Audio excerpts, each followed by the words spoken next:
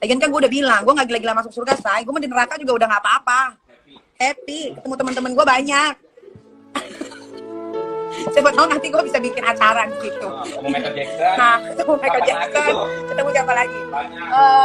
Penyanyi reggae cewek yang meninggal gara-gara overdosis itu siapa? White siapa tuh? Amy Whitehouse. Gue ketemu Amy Whitehouse di neraka. Terus gue ketemu siapa lagi? Oh, gue mending langsung neraka aja. Di situ gue banyak ketemu sama artis-artis juga. Bukan artis Indonesia ya, males banget. Angkat lagi, celup lagi 1 detik, 48 hari. Itu neraka biasa. Kalau nggak percaya silahkan aja. Ya. Jangan lupa subscribe, like, and share. Inna akramakum indallah, yang paling mulia di antara kamu di sisi Allah, atqakum, yang paling takut kepada Allah. Ramai kita di rumah Allah ini, yang paling kaya kah yang paling mulia? Tidak. Yang paling ganteng dan paling hebat kuasanya kah yang paling mulia? Bukan. Yang paling berilmu, buya, kiai, ulama, apakah dia yang paling mulia? Tidak ada jaminan. Tapi yang paling takut kepada Allah subhanahu wa ta'ala, takut terjerumus dalam riba, takut terjerumus dalam syubhat, takut makan haram, sehingga dia biarkan dirinya dalam kesusahan, susah dalam pandangan manusia, melarat dalam pandangan orang kaya, tapi hidup mulia dalam pandangan Allah, para malaikat, nabi dan rasul. Hari ini orang itu dikatakan bodoh, hari ini dia dikatakan goblok, hari ini dia dikatakan kamu tolol sekali. Mengapa tidak kamu pakai kekuasaanmu? Mengapa tidak kamu pakai kesempatan? Hidup hanya sekali, pakailah sesuka hati. Tapi dia takut kepada Allah subhanahu wa ta'ala. Pagi dan petang dia katakan, Allahumma ajirna minan nar, Allahumma ajirna minan nar, Allahumma ajirna minan nar. Selamatkan kami, aku, istriku, anakku, keluargaku dari api neraka ya Allah. Betapa kehidupan yang singkat, tapi di tengah hidup yang singkat ini banyak yang tidak sadar, sehingga azab yang dia terima lama, berkekalan, khalidina fiha abada, kekal selama-lamanya. Kullama nadijat juluduhum, ketika kulit mereka gosong, hangus, terbakar, badalna juludan ghairaha, kami ganti dengan kulit yang baru. Hangus, gosong, terbakar, hitam, melepuh, menjadi arang, dia diganti dengan kulit yang baru. Liyadzuqul azab, supaya mereka merasakan sakitnya azab. Mereka yang melihat azab itu berteriak, Rabbana absarna, Rabbana, ya Tuhan kami, absarna, mata kami sudah melihat, wa sami'na, telinga kami sudah mendengar, farji'na, kembalikan lagi kami ke dunia, balikkan lagi kami ke dunia, kami tak tahan, farji'na, kembalikan kami ke dunia, na'mal salihah, kami ingin beramal saleh. Penyesalan tak lagi bermakna. Hari itu air mata tak ada gunanya. Hari itu bukan hari berdoa, hari itu bukan hari meminta, hari itu bukan hari munajat, hari itu adalah hari pembalasan.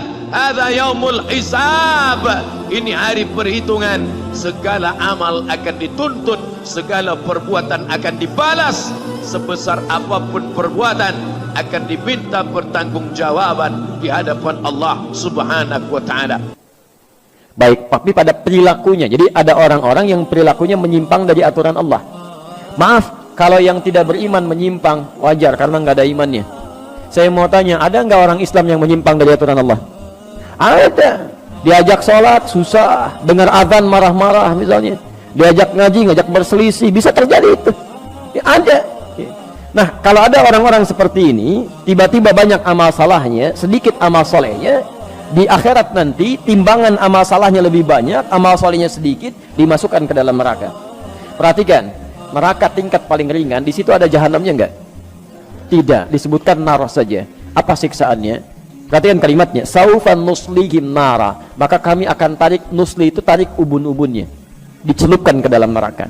Disiksa paling ringan di neraka itu adalah saat seseorang sudah dihisab tempatnya neraka, itu ubun-ubunnya ditarik tuh, yang paling ringan. dari kata nusli, ya, tasla naran hamiyah, gitu kan, ada disebutkan, ada sebagian tempat yang disebutkan. Jadi kalau ada kata asla yusli, nusli, itu ubun-ubun yang ditarik begini. Maaf Pak ya, puncak kemuliaan manusia itu ada di mananya?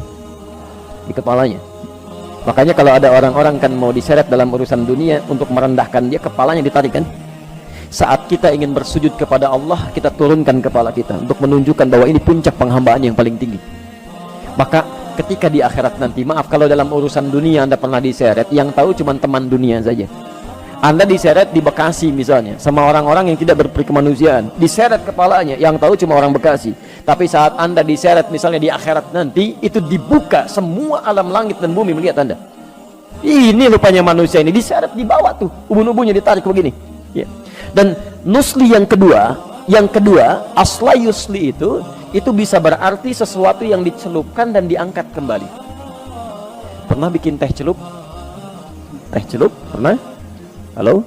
Ya, teh celup itu kan masukkan, angkat begini ya, masukkan, angkat. Nah ini neraka yang paling ringan siksaannya, diambil ubun-ubunnya, dicelupkan ke neraka, angkat begini, celupkan, angkat.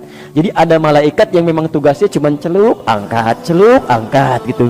Ya, bukan angkat biasa, bukan celup biasa. Kullama nadijat juluduhum, begitu dicelupkan begini, hancur semua tubuh plus dengan kulitnya. Kenapa di sini disebutkan kulit? Ya, kulit sebagai perwakilan dari seluruh anggota tubuhnya, karena kulit ini bagian dari indera perasa yang sangat tajam, ya, pekat. Ya, jadi kalau kulitnya ini diibaratkan dengan lukisan kulit di sini, seakan-akan bahasanya bukan kulit. Kalau ingin terjemahkan lebih luas, seakan-akan ingin mengatakan, maaf, ketika masuk ke neraka ini, itu sakitnya menjalar ke seluruh bagian organ tubuh. Bukankah saat kulit itu kena, kemudian yang lain merasakan? Ya.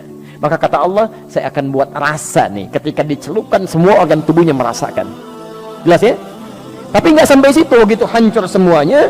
Ya, perhatikan, baddalnahum juludan ghairaha, diangkat lagi, sembuh lagi, celupkan, hancur lagi, angkat, sembuh lagi. Baik, informasi saja, satu harinya sama dengan, tahu dari mana? Tahu dari mana 1000 tahun? Baik, Quran surah ke-32 itu kan? Ya, surah ke-32 itu kan saja yang kita bacakan dalam setiap Jumat itu kan. Baik, dari ayat kelimanya itu, fi yaumin kana miqdaruhu alfa sanatin mimma ta'udun. Dalam seharinya malaikat naik hitungannya sampai dengan 1000 tahun. Sehari sama dengan 1000 tahun. Baik, jadi kalau ada orang, maaf, masuk ke neraka itu, neraka biasa sehari aja, itu hukumannya sama dengan 1000 tahun di dunia. Satu detiknya sama dengan kurang lebih 48 hari. Jadi kalau ada yang dicelupkan 1 detik aja ke neraka biasa, sedetik aja, celup sedetik, itu sakitnya sama dengan 48 hari. Angkat lagi, celup lagi 1 detik, 48 hari. Angkat lagi, celup lagi 1 detik, 48 hari. Itu neraka biasa. Kalau nggak percaya silahkan aja. Ya. Itu kan diinformasikan supaya kita menghindarinya, bukan terlibat di dalamnya. Ini kan aneh ini, diinformasikan masih mau terlibat di dalamnya juga. Makanya kata para ulama, manusia ini memang agak aneh itu. Bahkan sekarang kalimat agaknya jadi semakin hilang, pada aneh. Ya. Ingin masuk surga, tapi selalu melakukan perbuatan yang menjauhkan dia dari surga. Ingin menghindari neraka, tapi senantiasa mengerjakan perbuatan yang menjerumuskan dia ke dalam neraka. Kan aneh. Sudah sadar akan meninggal. Bapak Ibu, ada yang tidak meninggal di sini? Ya, akan meninggal. Kapan meninggalnya? Ya, bisa terjadi kapan saja. Hari ini mungkin. Nah ini yang paling aneh, sudah tahu akan meninggal dan kapan saja bisa terjadi, masih bermain-main dalam kehidupannya dan masih sempat berbuat maksiat gitu.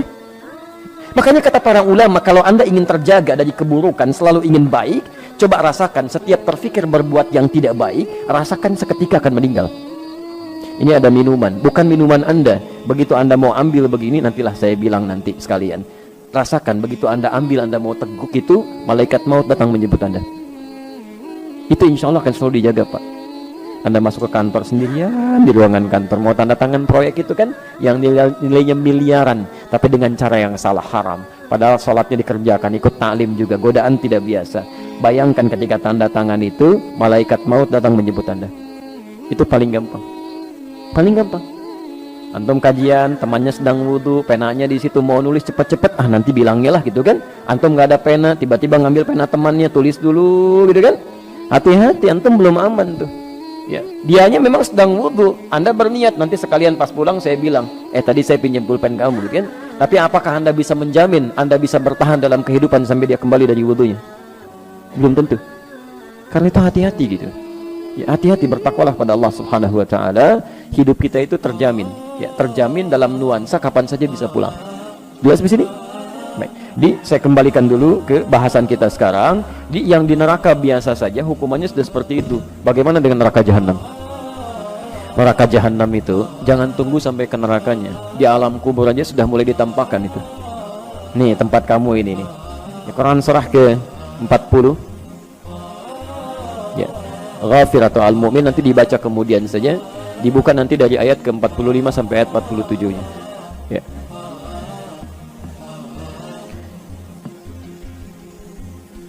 Naru yu'radu 'alaiha ya ghuduwa wa 'ashiyya. Di neraka ditampilkan kepada orang-orang ini di setiap pagi dan petang. Setiap waktu neraka aja dikasihkan pada dia tuh. Tampilkan. Dan mohon maaf ya, orang-orang yang masuk neraka jahanam pernah dengar istilah ini? Masuk surga tanpa hisab, pernah dengar? Baik, itu sering kita dengar. Tapi Anda juga mesti dengar. Ada orang masuk neraka tanpa hisab. Masuk neraka tanpa hisab, saking cepatnya masuknya itu. Dalam tanda petik ya, saking cepatnya. Quran surah ke-18 Al-Kahf ayat 100 sampai 101. Posisi paling kiri sebelah atas ke pertengahan.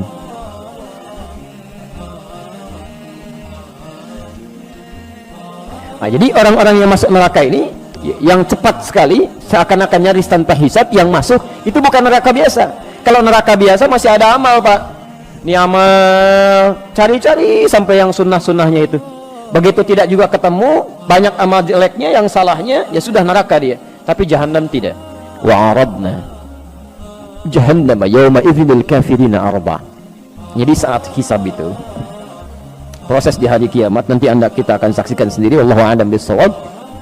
Saat orang mulai melihat, ya maaf ya, ada orang yang cepat melewati sirat tuh, cepat langsung masuk ke surganya. Bahkan dari sejak menerima kitabnya, ada yang dari kanannya senang luar biasa, ada yang mohon maaf di belakang punggungnya, ada dia merasa ketakutan luar biasa. Tiba-tiba ada orang-orang yang tegangnya luar biasa. Saya nanti di mana ya? Kitab saya di kanan atau di kiri atau di punggung di belakang saya? Tiba-tiba ayatnya turun. Udah, kamu nggak usah banyak mikir deh. Tempat kamu di sini nih, neraka jahanam, nanti langsung masuk aja. Ya capek kalau dipikirin juga. Wa aradna jahannama yawma idzil kafirina arba. Pada saat itu ketika orang sibuk memikirkan hisab, kami tampilkan pada golongan ahli neraka jahanam. Tempat kamu akan di sini. Gak usah banyak mikir, nanti langsung ke sini aja. Dibayangkan tuh. Siapa orang-orang ini? Ayat 101-nya. Ternyata bukan cuma kafir di sini, bukan cuma orang tidak beriman saja. Ada orang-orang beriman yang sulitnya luar biasa. Alladzina kanat a'yunuhum fi ghita'in an dzikri. Yaitu orang-orang yang matanya ya, sulit sekali mendapati petunjuk saya, sulit digunakan ingat kepada saya. Kalimat zikir itu segala kegiatan yang mengingatkan kita kepada Allah. Wa kanu la yastati'una sam'a, bahkan telinganya sulit dengar itu. Ada orang sudah mengatakan Islam, dengar azan Allahu Akbar, Masya Allah. Ada orang masih telat, yang ini malah marah-marah. Kenapa azannya dekat rumah saya? Oh, Masya Allah. Yang jadi masalah, kenapa rumah Anda dekat dengan suara azan? Ini kan aneh ini. Anda dengar panggilan manusia biasa aja, kenapa dengar panggilan Allah jadi marah-marah? Coba Anda, Pak Ibu sekalian, ini kan ditujukan untuk orang yang sholat, bukan untuk saya. Masya Allah, gitu kan. Anda pernah ke bandara? Halo? Di airport ya? Baik, ada panggilan di situ. Baik, panggilan siap-siap, panggilan pesawat nomor sekian. Maaf, kadang-kadang yang dipanggil Anda atau orang lain. Pesawat Garuda dengan penerbangan sekian, siap-siap. Padahal Anda mau naik batik misalnya, yang dipanggil orang lain, tapi kan Anda nggak marah. Kedengaran Anda juga, suaranya kencang juga gitu kan. Maaf teman-teman sekalian, kenapa panggilan dunia orang biasa-biasa saja, panggilan Allah bisa pada sewot tuh ya? Kan pada aneh orang-orang ini. Nah, tapi yang paling indah adalah dipanggil lewat panggilan, belum mau datang juga. Saking sayangnya Allah, ini yang paling indah. Allah itu tidak akan membiarkan seorang hamba kembali ke akhirat kecuali dia telah mendapatkan petunjuk sampai ke puncaknya. Kalau telinganya nggak bisa dengar, barangkali matanya masih mau lihat. Dia nggak mau ke masjid, belum ke masjid, tiba-tiba diperlihatkan di depan matanya orang mulai berangkat. Dari orang dewasa, anak kecil, orang sudah mulai masuk ke masjid, dia masih betulin mobil begini gitu kan, mulai lewat, Pak, Assalamualaikum, Waalaikumsalam, nggak dilihat juga begini, lewat, sampai anak kecil, Om, masjid yuk, udah nanti Om nyusul, Masya Allah, ke masjidnya enggak gitu kan. Orang-orang seperti ini yang sulit diingatkan saat di dunia, itu bahkan langsung disebutkan, udah neraka jahanam, kalau dia tidak bertobat selama hidupnya. Nah sekarang perhatikan sini, orang yang membunuh ini, kalau ada niat pembunuhan dalam dirinya, maka tempatnya paling minimal di neraka biasa dengan siksa seperti tadi. Kalau itu direncanakan, maka tempatnya di neraka jahanam, khalidan fiha, nggak akan pernah keluar dari situ, kekal di dalamnya.